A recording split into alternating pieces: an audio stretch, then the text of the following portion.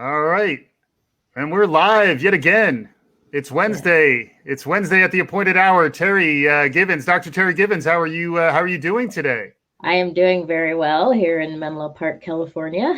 And Nice, yeah, we're nice. starting to cool off, but otherwise Uh-huh. it's good. It's been unseasonably warm, which we're not complaining about that here in Brooklyn. Although I think in the back of our minds we're like, it's been warm for a while. But in addition to this small talk, we're joined by a wonderful guest. So we have Jonathan Friedman here on today's show. Jonathan, welcome to the show. Thanks, Mike. Hi, Terry. Great to be here. And Jonathan, just so that folks out there that they know we're talking about free speech a bit on today's show, but can you introduce yourself to our audience and describe a little bit about how you relate to what's going on in free speech in higher ed?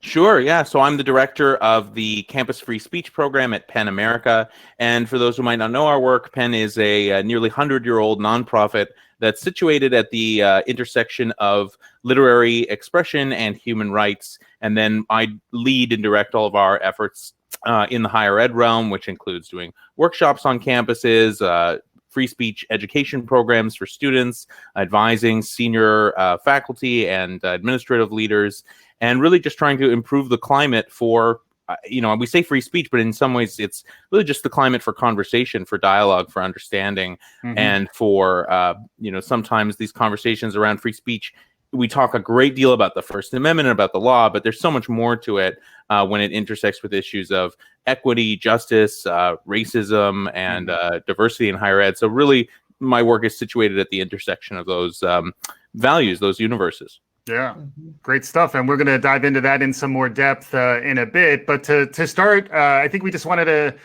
get a temperature check from the three of us. Like what are the news items? Apparently there was some news going on in the last week or so since we last met. So what's happening in the world around us? What's capturing our imagination? So Terry, anything in the news, anything going on in the world around you that's capturing your attention these days? I'm the political scientist, so obviously I'm following what's happening with the post-election mess. But it seems like that's my reading there is that it's not completely unexpected what's happening, and we'll just have to see how it plays out. But my expectation is that our president-elect will be installed in January as expected.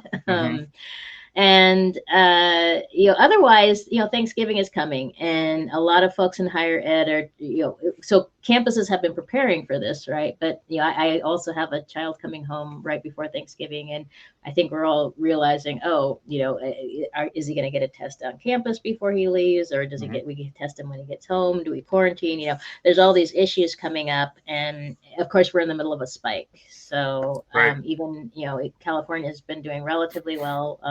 Texas hit 1 million cases before we did, but we're going to hit it in the next week or so. And the numbers are increasing everywhere. And of course, not just here in the U.S., but basically Europe. I haven't really heard much about the rest of the globe, but definitely in Europe, they're having new clampdowns. And so we're entering the winter surge. It's going to happen. It's happening now as we speak, and so it's really a challenge for for parents who are expecting their students to come home. The communities they're going to be.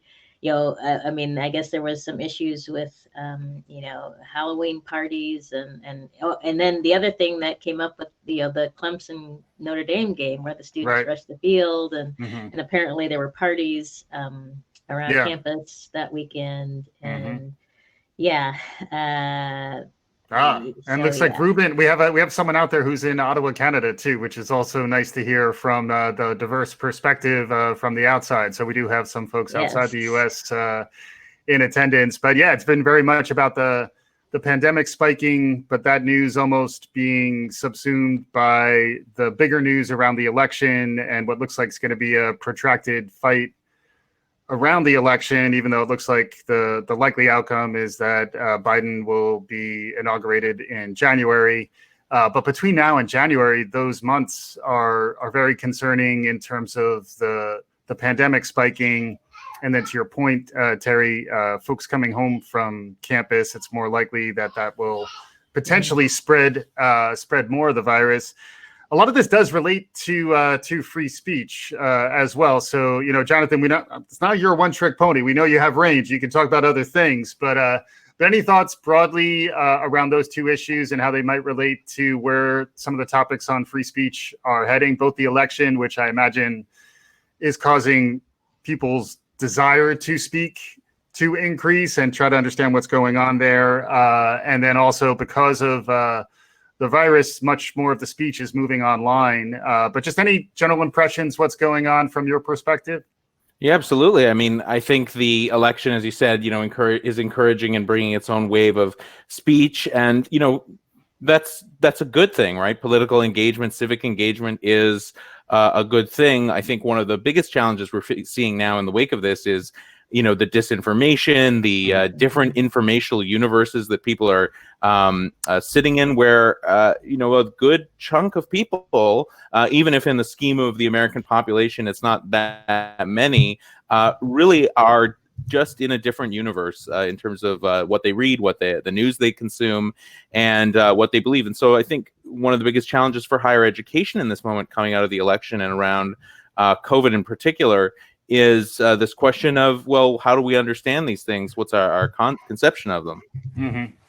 Yeah, and then the documentary I saw recently that was interesting about all this is called The Social Dilemma, which I would recommend folks check out if you haven't had a chance to yet. But it's a lot of folks who had worked in Silicon Valley, not far from where Terry lives, actually, ex-Google, ex-Facebook employees who actually broke with those companies because of the concerns around the echo chambers and the other term I've heard is a filter bubble, which is, we all only see what the algorithm wants to feed us. And that is driven very much by what will drive our engagement. And frequently what will drive our engagement is negative, it's outrage, it's that kind of thing. It does seem like we're in a very dangerous time for disinformation and almost like the concept of fake speech.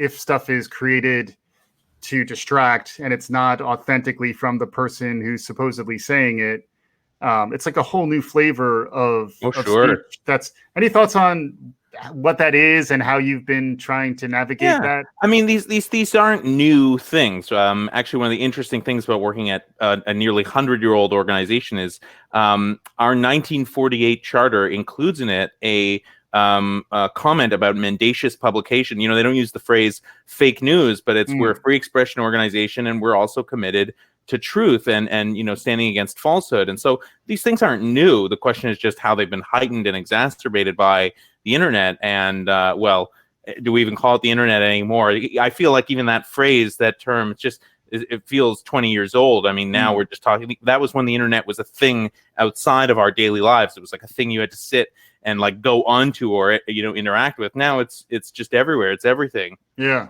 So it's so heightened. But I think more than anything else, what we're seeing in from the tech platforms, especially Twitter, is some acknowledgement of these challenges where they've been trying to institute what's called friction, which is, slowing down the speed at which people can pass things around. So now, I mean, anyone on Twitter knows retweeting has become a little more laborious, right? You can't just scroll down, doom scroll and retweet everything. They ask you now, are you sure you want to send this if you didn't open it? I remember the first time I got asked that question, and I was offended at my phone. How dare you question my judgment? And I had to kind of pause and say, well, actually, no, I'm kind of glad you are. And I think it's an adjustment like anything else, which is there was a new technology, and now there's a kind of new citizen's responsibility as we engage diligently to say, well, okay, I'll pause before I share that, and maybe that's okay because I'm being made to pause, but so is everybody else. Right. No, I think that's a good new feature. I noticed it as well, and it's also helpful for the bots, right? Because the bots can't just continuously retweet things either. So I think that's been a good update. Yeah, and then you have those labels, right? I mean, I remember, on Saturday, essentially waiting to see what it was that President Trump was saying, and you had these threads from him, claiming fraud, and every single one was marked as, fraudulent or questionable. So it was this very interesting, I think a lot in my realm about free speech and counter speech. And it was this interesting, it's almost like a dialogue now between Trump and the platform, being Trump and, I don't know, Twitter, if it's, Jack or who. But it's interesting to see that interplay. Also, it does raise questions in your head. You're like, oh, interesting. There's another side here. So I don't know if it's like I think about the fairness doctrine historically, right? In how we balance our presentation of these things. I don't think it's quite the same with Twitter now, but there is something similar in that sense of, well, let's just, put caution around this, suggest that there's an alternative way of understanding it. I think that's important. Yeah. And then how do you understand how to get administrators and members of faculty to be conversant and fluent both in the new media that's emerging, and then also how to talk about speech as it relates to new media? Because I imagine there's probably a continuum there where some folks are much more, I'm learning a lot about Twitter from Terry as an example, but not everyone is as far along. Perhaps it's kind of a mixed bag. So how do you go about training and educating that sort of mixed set of competencies around like new media, digital media, that kind of stuff? Well, it's generational like anything else. And it's interesting. We're here saying, okay, how do we help faculty perhaps who might not understand Twitter? But even Twitter is old news compared to TikTok, which is really where the action is now. Right. Honestly, talk about an app that allows free and creative expression, political expression, the arts. And right now that's a more easily manipulated platform right now in terms of misinformation than Twitter, because it's just so much simpler to kind of create a video where you're talking. And so if you're interacting with Twitter now, it's like, well, who wants to read all those words when I could just absorb images and song and creative dance? But I do think there is a kind of basic fluency with these things, which we can expect and would like professors and administrators to understand, even if those who've been, a little bit slower or less, active in the digital transformations of our age. Yeah. But just even between junior faculty or increasingly adjunct faculty who may view a lot of issues around speech and online speech quite differently from their senior counterparts. It's raised a lot of tensions around academic freedom for folks to post online. There's a lot of questions around online harassment and threats that we've seen lately. And, I don't think any of that is going away in the Biden administration. Oh, God, no. I think it's going to be just as bad or worse. And, the interesting thing, you mentioned TikTok. Well, I'm not sure how they pronounce it, Parler or Parlay. That's a new medium that a lot of, I see all my friends on Facebook saying, oh, all the right-wing people are heading to Parler. And I'm like, oh, okay. That's an interesting development, because something you've mentioned to me earlier, Jonathan, is this idea that we're creating separate realities, right? And so, are we going to get to a point where certain spaces, Facebook and Twitter will be relegated to the middle and left, and middle left, and the others, people on the far right especially, will head to other. We've already seen that, and I forget the other place where some of the far right folks have been, 4chan and so on. And I even see this with my kids. They have their Discord servers, and where they just they pull in like-minded friends and have their ongoing threads and so on. So I think it's for higher ed, it's going to be a lot harder to track what's going on, because there's all these different platforms that are developing where people can go and have their own private conversations and create their own separate realities. Yeah. I think that's such an interesting question for higher ed, and like the kind of common experience of reality, right? The common educated class, that higher ed, as it expanded and as we expanded access, made possible. But now we have to really think about, how does higher ed, how does gen ed requirements, right? These are, again, like with anything, it's not like those conversations about how does higher ed, how does college education remain relevant to people? That's an age-old question. But, now, if you're not thinking as a college about how you're tackling polarization and how you're dealing with, these digital information universes, you're going to be somewhat it's an area where you can become irrelevant. And I fear that. I fear that, even like models of teaching now as they've had to go virtual, we've seen just, like these lawsuits from students about whether, universities really upheld what they were paying for in tuition in the spring, which remain largely unresolved. I'm not sure that we won't see more of that even through this year. Even the summer, I mean, certainly in the K-12 sphere, most school districts were not really able, I mean, maybe you blame this on local, municipal, or state or federal government, wherever you lay the blame, the vast majority of school districts were not able to kind of pivot to digital instruction in the most effective ways. We're still living with that fallout, and that's also been the case in higher ed, where so much of the time it's based on, the autonomy of the professor in the classroom to determine how they conduct it. So I think though that there is a group of faculty who are doing that excellently, but then there's others who are struggling. How do you, get into that common conversation, common reality around this? And we're going to have in the wake, even if, let's hope the transitions and all the kind of ruckus we're seeing this week with lawsuits and, letting the president down slowly, hopefully that fades and we're able to get to a sense of normalcy and decorum come January. But this kind of lingering sense, certainly among conservative students, that they don't belong on campuses, the campuses aren't welcoming to them. I mean, that's going to fester even more. Yeah. Especially if they feel, jaded. Yeah. And then, Jonathan, I wanted to pick up a little more on something you touched on before, which is that speech has moved increasingly online as campus life has moved increasingly online. Although the counterpoint is with the Black Lives Matter movement, and even after the election was called for the president-elect Biden, people took to the streets. So it's almost as though, the idea of activating by physically going outside is becoming a more standard play that a lot of people are getting familiar with. It's scary because of COVID.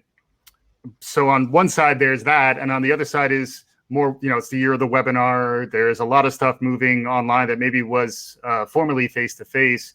Can you talk about how that it's sort of like a transforming landscape a bit for where the speech is happening? And I'd love to get some of your perspective on how you get out ahead of some of those moves, or at least keep up with them when they're happening.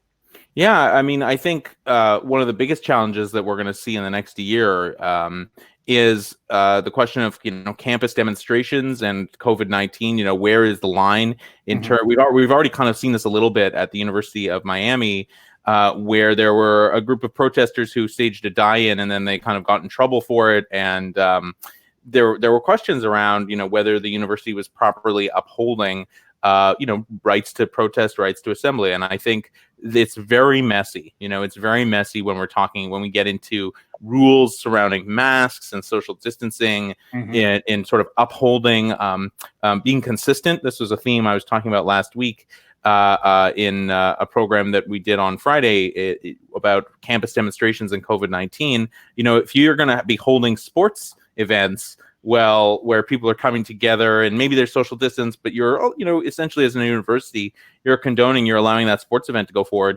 Well, then you had best be as consistent when it comes to students who want to engage in a kind of just, maybe it's a civil disobedience act, maybe it's just a protest around campus, maybe they're wearing masks, maybe they're distanced and they're not, whether this is a pro-Biden or pro-Trump, whoever it is.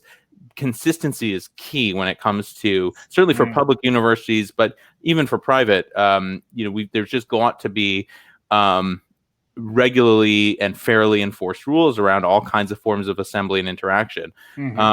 So I think that's it's been a challenge. It will continue to be a challenge. And what commands the news cycle often drives how universities respond. Unfortunately, that is a huge it's a huge motivator when you're getting negative publicity and when you're able to stay out of the light. But I think that the best way for universities and colleges to do that right now is finding that consistency in how they're responding to issues of free speech. It's just necessary. Yeah, I can't not bring up the issue of Notre Dame in this context. Yeah. They've been dominating the news cycle for the last, ever since their president, went to the White House and got COVID. And now, this last weekend they had the Clemson game, and the teams rushing the field, and And then, there was a letter that week, or so that went out this week to students who were partying. It's like, okay, you have the biggest, football game of the season for Notre Dame, and they're used to tailgating and all that. And even though there were a limited number of people in the stadium, I mean, I watched the end of that game, and I was just like, oh my goodness, this is, how are they going to explain this? Right. Even backing it up to Justin Turner at the World Series was the same thing, and then honestly, I think November 7th, when the election was called out in Brooklyn, the streets of Brooklyn were not particularly COVID safe. They were okay, but like people were also just rejoicing, and there's an interesting tension there. Like, how do you actually build in the safeguards and the good judgment? I think it's certainly challenging. We do have a question here from Ruben Friedman. Looking forward to hear this important discussion. Is there a difference between hate speech and offensive speech? So, Jonathan, I don't know if you can grab that one. Sure. I mean, I think any kinds of speeches can be offensive. In the U.S., there's no federal law around or statute around defining what hate speech is, and I think often this is something. I mean, this comes back to what I talk about a lot with campus communities, which is basic free speech literacy. For high school students, they go to school in an environment in which there are a great number of rules. You can't just show up to school with whatever you want on your T-shirt and not necessarily get in trouble. There are rules, but on a college campus, it's much more open. It's different. Nobody explains these things to young people, and those people often, many young engaged students turn into student affairs careers, professionals, or turn into faculty, and they might never acquire this. But it's very important to understand why it is that the U.S. doesn't have, or why they have kind of consistently allowed a broad area of speech and resisted the notion of making some forms of hate speech illegal or punishable. Has a great deal to do with this question of it's in the eye of the beholder. Nothing brings this home, I think, right now more evidently than the fact that Trump has repeatedly referred to the slogan Black Lives Matter as a form of hate speech. And if you had rules or laws against forms of hate speech alone that maybe Obama had put in to say, like, fight white supremacy, well, how those would be used by Trump would obviously have strengthened his ability to quash his opponents. So actually not having these rules in place, in sort of telling people why it's important to respond to hate with, that doesn't mean we don't respond to hate, but to respond to it with free speech and counter speech and speaking out rather than with censorship is so important, precisely because of that fear of governmental intervention. But it's something that's not well understood, and so when students, in particular students who are offended, and even university administrators have now taken to using this against in many campuses progressive faculty. So a progressive faculty member at Auburn University in Alabama called to defund the police. That was termed hateful by the university. In Texas, there was a professor who had been tweeting about Vice President Pence, and then her comments were called hateful and vile. And I mean, and those are just two. There's been a bunch of these, but so now we're already seeing, again, all of these things that exist in the broader kind of zeitgeist. They're always active in higher education, and they're always there, and this is one of them. Yeah. And Terry, this reminds me a bit of some of what you've talked about as well around the executive order, like limiting diversity training. Now it's as though training people in implicit bias and some of the other training language, that anti-racist language that is out there now, is being tagged as by that executive order as like illegal or something that public campuses can't do. Any perspective from you on how that relates? Jonathan, you mean, or? No, I'm asking you first, but feel free to defer either way. Yeah. Yeah. So yes, absolutely. This is a situation where somebody's telling. I mean, initially the thought was a focus on government entities, but it's also government contractors, and almost every single campus in the country is in some way or another a government contractor. So the language is expansive. And so they've been struggling with how to respond to this. And some have just come up and said, we're not going to follow this. And others have said, there have gotten legal opinions, and that have said, okay, well, we just can't say these certain words. And, others have just canceled workshops and things. And, I think that there is no free speech here in this context, right? Because it's a situation where, the actual curriculum is being addressed. Right. That trainers are using. So, it's not a free speech issue per se, but, I think the ACLU is just getting ready. Either they have jumped in, and I know the ACE sent a letter to the White House to, say this doesn't make any sense. Yeah, but then I think I saw from you, Jonathan, that this is producing a chilling effect, right? So the likelihood that folks will adopt these types of trainings, which may be really needed and maybe ultimately beneficial, the fact that this executive order exists, maybe you lose funding, maybe you get some negative feedback that you wouldn't have had otherwise. Any perspective from you on the executive order around diversity training and how some of that relates to the free speech?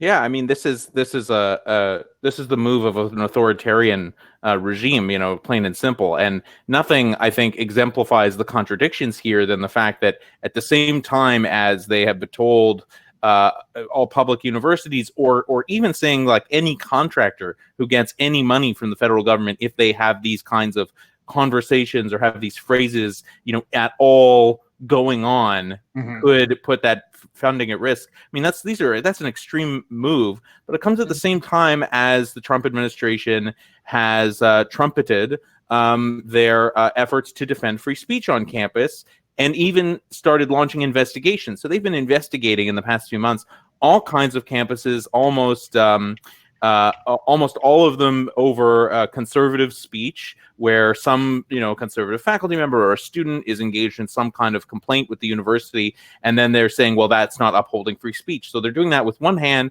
and then with the other, they're trying to say, okay, but you also can't have all these kinds of conversations. And the thing is, conversations about racism in America are not. It's not like everyone is having this conversation. It is a difficult conversation. We saw this summer in the wake of the hashtag and the success of the hashtag turn movement, Black in the Ivy, all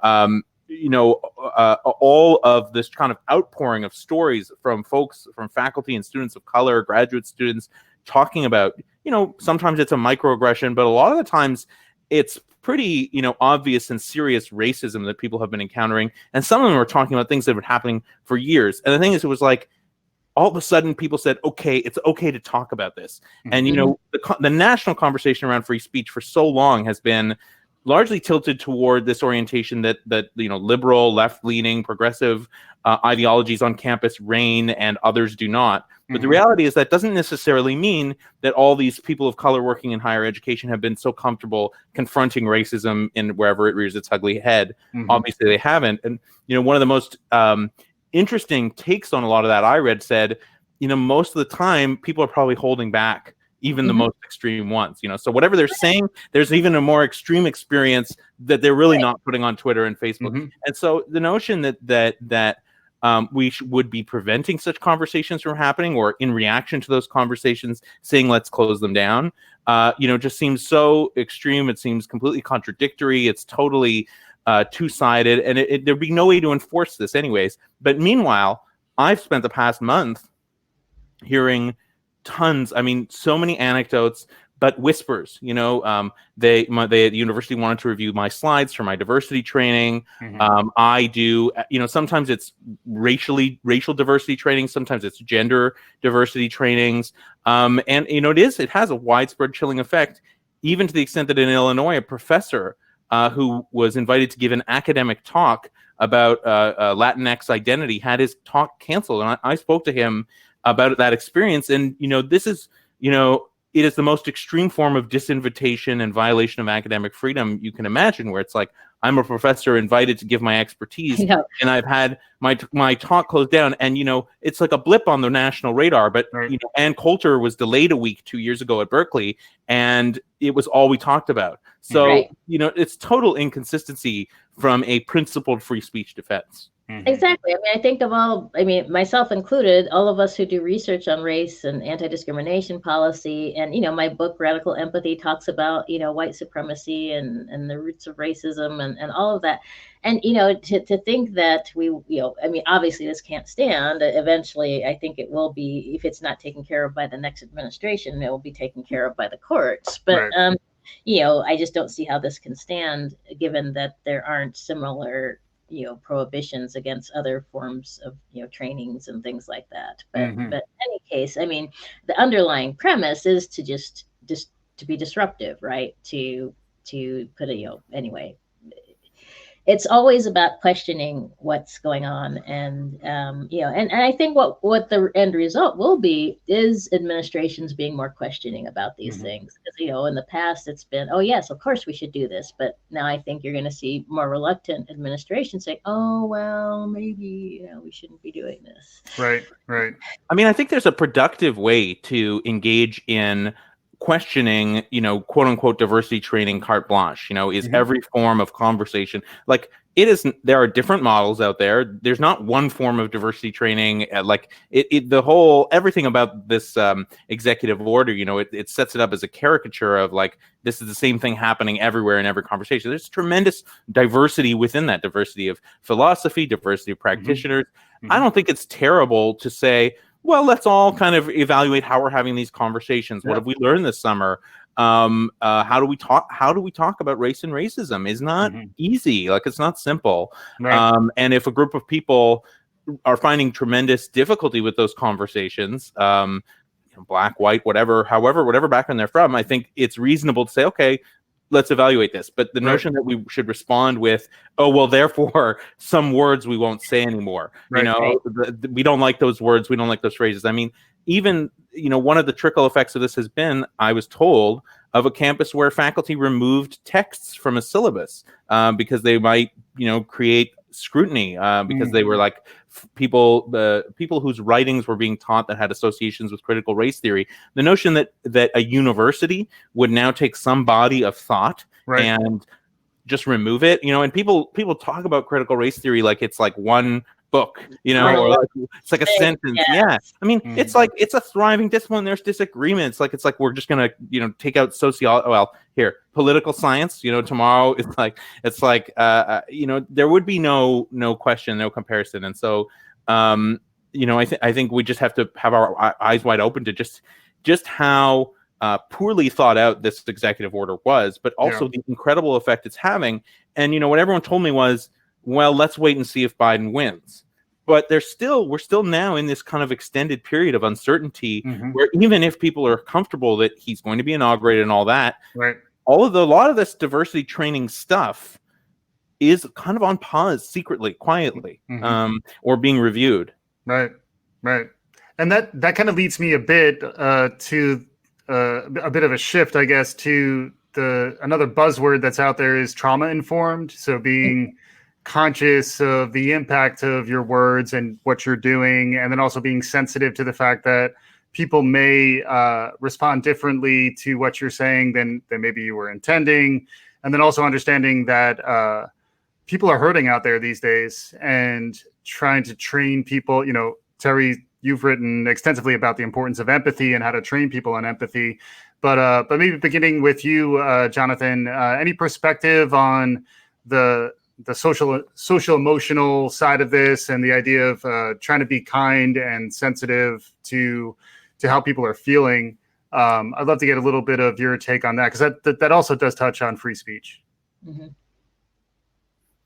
I think it's something I said already, which is about the importance of consistency. And already there is this sense, when the last election happened, and it kind of birthed this conversation about safe spaces in higher education, for example, giving people space, approaching people with, empathy to understanding that they would like some time to process or kind of move through a difficult thing, or have a space on campus where they feel that they can, be among like-minded individuals or people who share their identity. That was roundly ridiculed. And, I do think the concept that like a whole campus should be safe from any kinds of speech in any spot in it is too extreme. same time, I think, a degree of empathy around like, oh, well, like any student club, people could get together. But what's interesting is to see, 4 years later, right now, the conversation is all about, empathy and giving people time to process, and, particularly for Trump supporters, letting them down easily. It's been very fervent. We are dealing with people who very much, a lot of time, have a strong, cult of appreciation of this person. So I say the same thing now about that, which is, yes, give them a chance to process. It is unfortunate that they believed in this political leader and he lost. And I don't believe in that person myself, but I can be empathetic. And I, as a professor, as an instructor, as an administrator, I can, at least give some space for that on campus. But we have to be consistent. We have to be consistent in how we treat that across, whether it's issues of race or issues of political disagreement, and whether we're conservative or progressive in our orientation. And so it's what I think irks a great number of people right now, particularly on the left, is this view of inconsistency. It's that inconsistency that we're seeing with the Trump administration on issues of free speech, which is, we use this word, but really we just mean it in a very unprincipled way. And that's where it's so dangerous, and why it's causing such controversy. Exactly. I mean, it's very disingenuous, a lot of it. And, I have to say, I talk a lot about trauma-informed leadership, which, it doesn't mean that, you have to, even give people space. What it means to me is that you keep in mind that people have experienced, especially right now with COVID, that they're experiencing different kinds of trauma. And that when we are teaching or working with people or, discussing topics, that we have to keep that in mind. That doesn't mean we don't talk about things. It doesn't mean we don't acknowledge that, things are happening. And so I think there's a big, to me, it's not about necessarily creating space. It's about being aware how people may respond to particular issues because of what they have been through. Right. And so, because, Jonathan, I mean, this came up with all the trigger warnings and things like that. And frankly, I don't mind trigger warnings. It's just hard to figure out when they're needed and when not. And so I think we're all, struggling through that. But, I certainly wish sometimes when I'm watching a TV show or something that they would give me a trigger warning, because I don't necessarily want to see what they're putting on the screen. But, it's my choice to watch TV. So. I mean, like anything, it can, there's a reasonable version, and then there's an extreme version, and so it's like finding the right balance. Yeah. There's a question here from Tarrant. How does Penn regard social media policies for faculty and staff? For example, requiring disclosure of affiliations, professional behavior, etc. So, Jonathan, can you take that?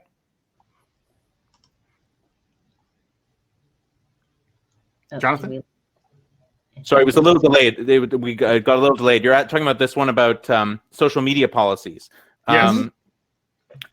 So yeah, I would encourage anyone in the audience to check out our online campus free speech guide, where we've put some advice out that's a very general nature. And I just pulled up the link here for this question to our tips for using social media for faculty. I think in general, I think it's not a bad practice for faculty to have some respect and mindfulness around the fact that, putting out something in their bio on Twitter that, my comments don't reflect my institution, something like that, legally, that hasn't yet been tested. I mean, it's actually completely meaningless in any sense other than a cultural one. But, this comes back to what I was saying at the beginning, which is the conversation around speech and free speech and academic freedom, all these things.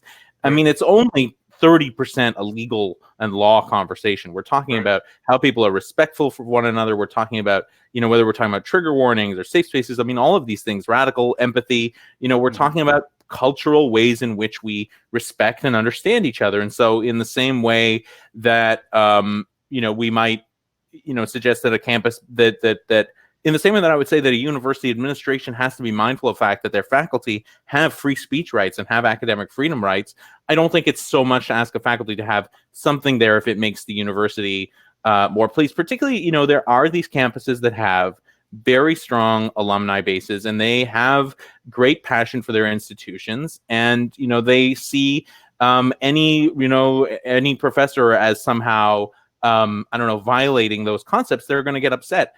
That's on the university to make clear to those alumni and to the community at large. Like, look, I mean, Terry, you and I think have talked about this before. Universities are I mean, it's essentially like a city. Like, what is it? It's a city. It's a corporation. It's a network. It's a community. You know, it's not a single thing. It's not a small organization. It's nuanced. It's complex. There's debate and disagreement within it. But so the more that universities can help, I think, educate the public that, you know, just because someone works at a university doesn't mean they speak for it. You know, that's on them to do. But, you know, I don't think it's unreasonable for faculty to help with that.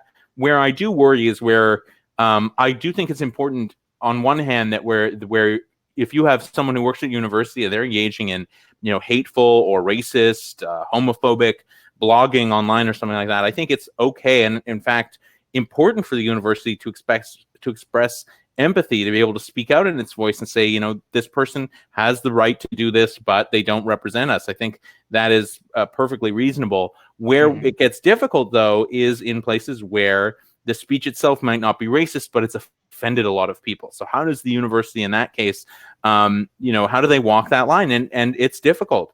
You might be, as an administration, prone to kind of wanting to throw under a bus or kind of turn your back on a faculty member who has, you know, irked your big donors. And like, that's a real challenge we're seeing right now.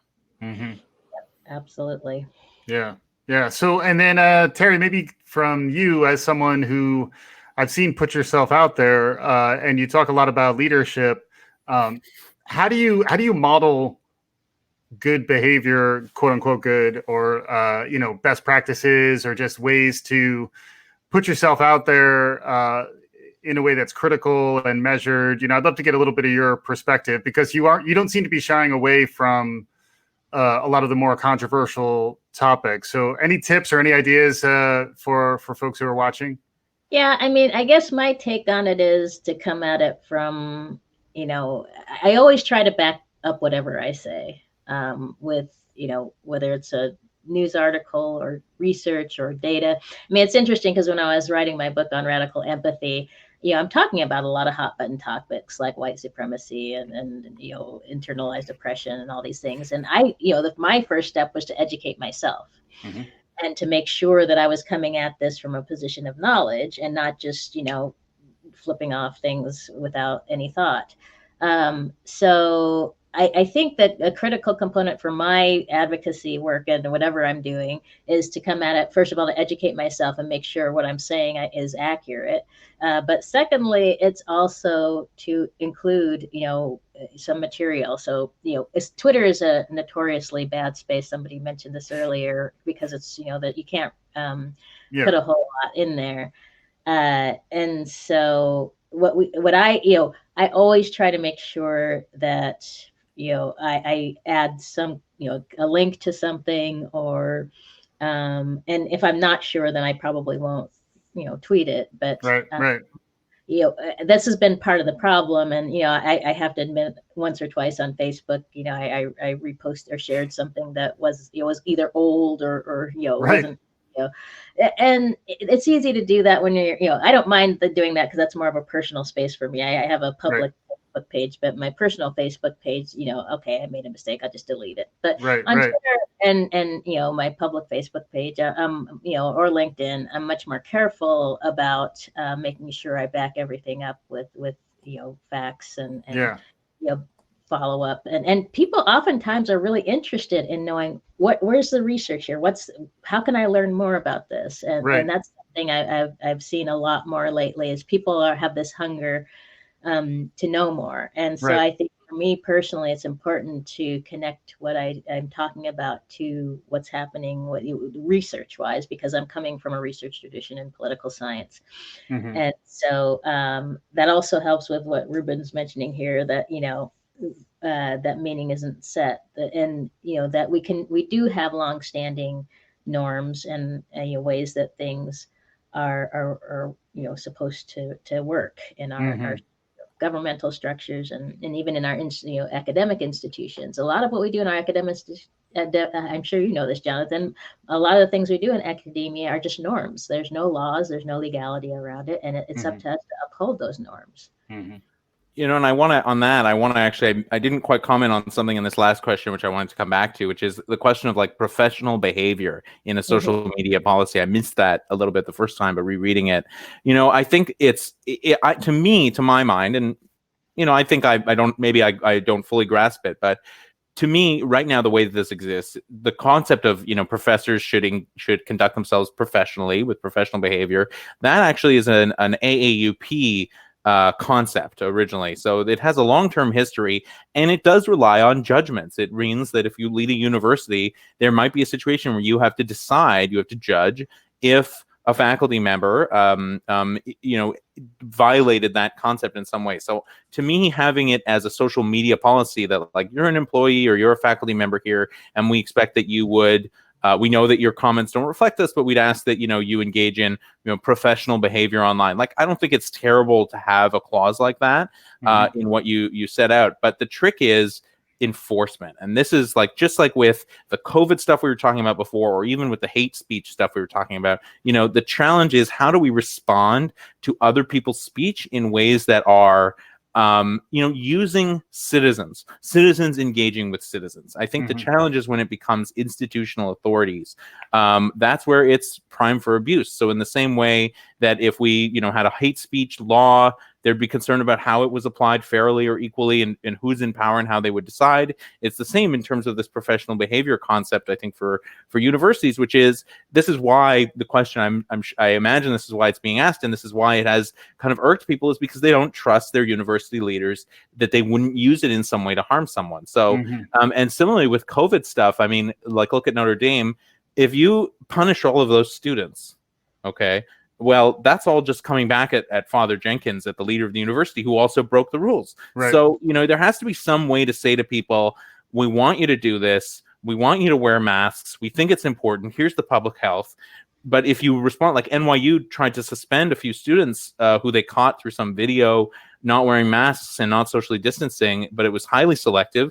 The students filed a suit and they won. And they said, that it wasn't fair. And so this is the challenge once it starts to get into, once we're turning toward discipline as the only answer to free speech controversies, whether they're faculty or students or what have you, it gets very tricky. And it's better to rely on judgments than to have blanket across the board rules that are going to be subject to being politicized.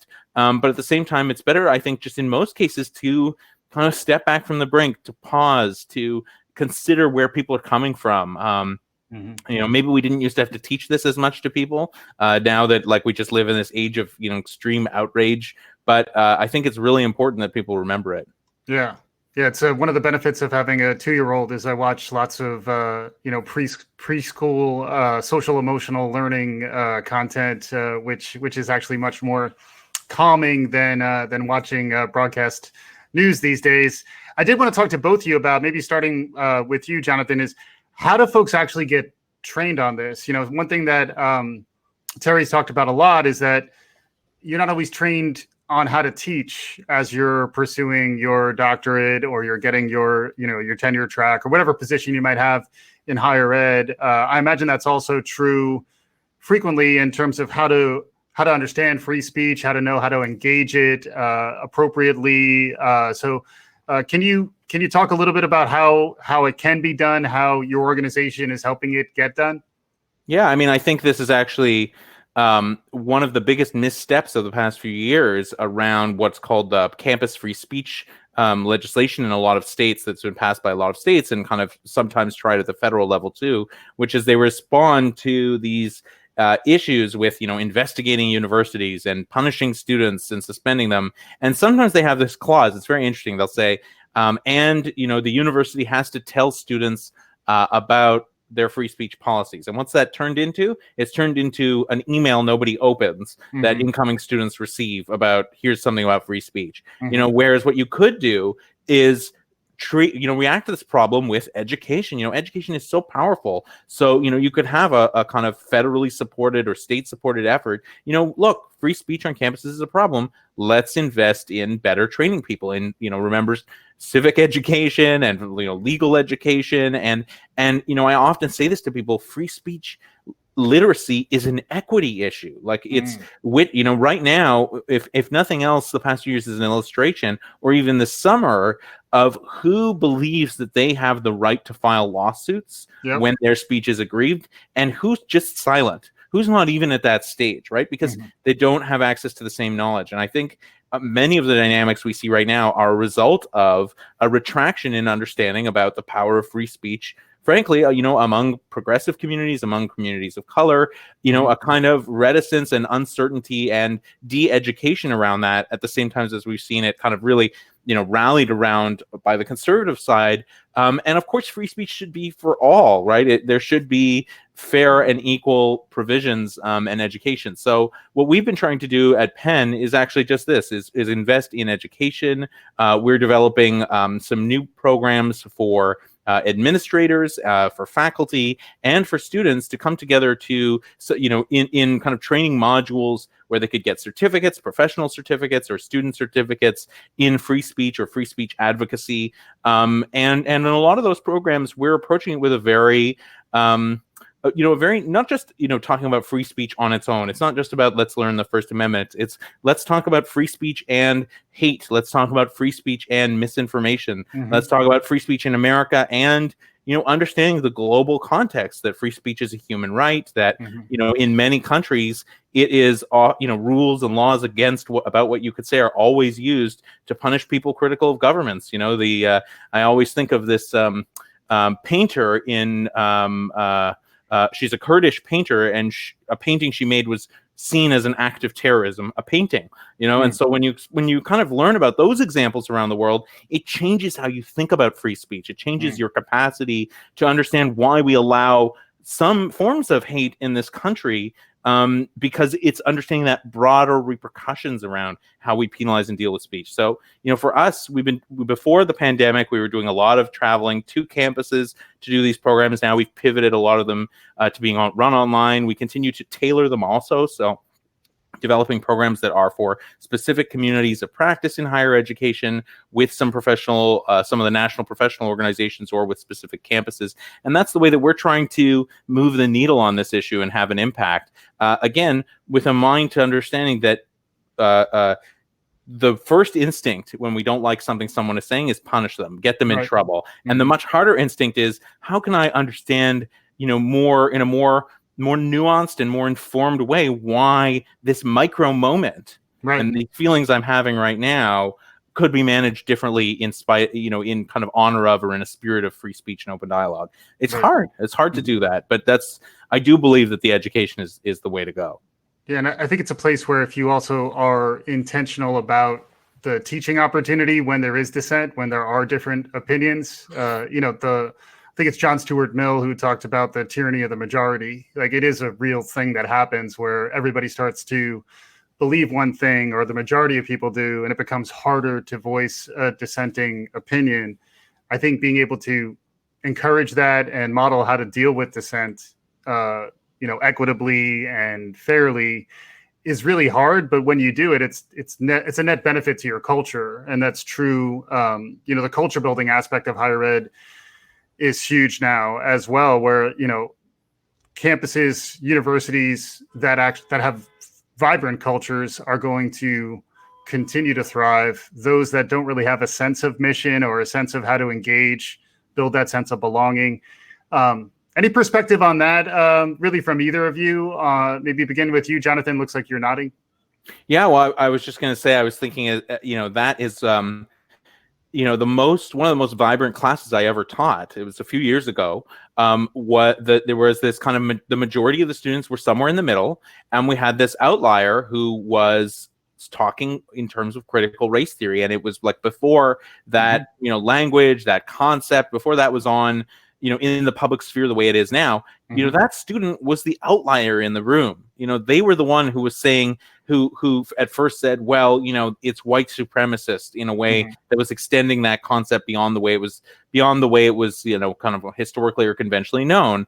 And, it enriched the conversation in the class. I don't think most people, other students, agreed with that student, but it was like opening a keyhole, and that's why it's so important, to protect those perspectives, to kind of welcome those perspectives. At the same time, the same class also had one student who was clearly more conservative on the political spectrum. I don't think that student was racist, but they certainly, raised certain, issues and concerns, particularly around, the cost of higher education and around, whether it was being equitably participated in by low-income white communities in the country. So, there was like a very interesting set of conversations in that room. And there were these two outliers who often were at odds with one another, but it was exactly as you said, how do we welcome that dissent? How do we make space for it and understand that, still somehow at the end of the semester have those students, maybe they're not best friends, but they retain respect for each other. There's still a sense of community. You can still kind of come back together. And I do think that I think you said culture building role, has always been there in higher education, but it's vitally important now. Yeah. And before we finish, I wanted to just see if we could at least partly address the question we had from Elizabeth is, what changes might be needed to free speech laws when threatening speech comes from the highest leader in the land? I mean, I think, the question goes on, but I mean, from the broader perspective, you've already answered it to a certain extent, Jonathan, is, we're not going to change our free speech laws. I think that one of the challenges, going forward is going to be, I think a lot of the discussion has been around, okay, we have free speech, so how do we, it's, and I forget the term you mentioned before, Jonathan, but it's about being able to, like on Twitter, we say, okay, this is clearly not correct, and here's what really happened, and it's addressing the speech itself rather than trying to regulate the speech. Does that make sense? Yeah, I mean, I think, I hear what you're saying. I think there's no question that the Trump presidency raised questions we never had to deal with before.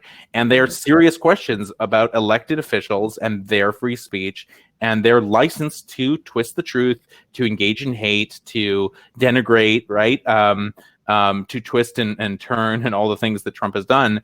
One of the things that PEN America did was we filed a lawsuit 2 or 3 years ago now, which hasn't been resolved, but it was about his threats to use the power of government against those who are critical of him. So his threats, for example, to penalize Amazon because of the Washington Post, which are both owned by Jeff Bezos, and other ways in which he had deprived, press passes of those who were covering him negatively. I think that those questions weren't really resolved. One of the other ones is that's been unresolved is whether Trump's Twitter account, this case is still going on, is Trump's Twitter account private? Is he a private citizen when he's using it, or is he the president? It's not clear. And I am particularly alarmed, honestly. I think that if had this issue come earlier in the presidency, we might have seen more where it could go. But I am particularly alarmed about the ways in which Trump has politicized things like the CDC and the virus response. We didn't get to that point where he was saying there's a vaccine, and we had the scientific community saying no, there isn't. A week before the election, and that didn't quite come to pass as some imagined. But who knows what the next 2 or 3 months are going to bring? And I do think like maybe there are realms in which the president should not necessarily have full and unfettered free speech in his official capacity, whether that means that things like CDC or other government entities retain some kind of distance or distant authority. So I don't want to say that there's nothing. Often I think the reaction to this kind of question is, well, no, there's nothing we can do. The reality is that there's a great deal we can do to think about the context surrounding speech and even the speech of the president too. So maybe there is something that that can be done in that vein. We just didn't quite see it in enough time. But I reject the notion that there's that if we had a president doing this again in the future, that we would have continue to have no ability to respond. The Supreme Court is only one mechanism among many. Yeah, and we're running out of time for free speech, but I know for folks who enjoyed this type of conversation, you've launched a similar weekly show as well, Jonathan, right? So can you just share with folks if they want to hear more of this type of talk, if they want to follow you, what they can do, where they can go? Yeah, absolutely. So our program is called The Common Room. We get together on Fridays. It's an open conversation, different themes each week. So we started about a month ago. This Friday, here's the link in the chat for our program that's going to be this Friday at noon Eastern. So a little early if you're on the West Coast, but you can wake up with us maybe. But we're going to be talking this Friday about confronting threats and harassment against faculty, taking that, going deeper on that topic. And you can see recordings of previous conversations. Coming up, we have programs looking at academic freedom in the history classroom, adjunct faculty, and other issues. And otherwise, please feel free to follow me on Twitter. You can find me at JZ Friedman. Awesome. Great.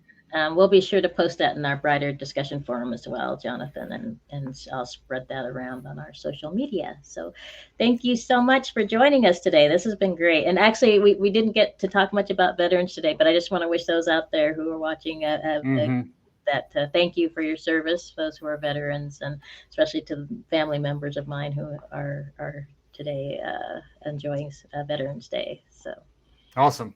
Thanks all. Yes. Thank you all. Thanks, Mike. Thanks, Terry. Bye-bye. Bye-bye.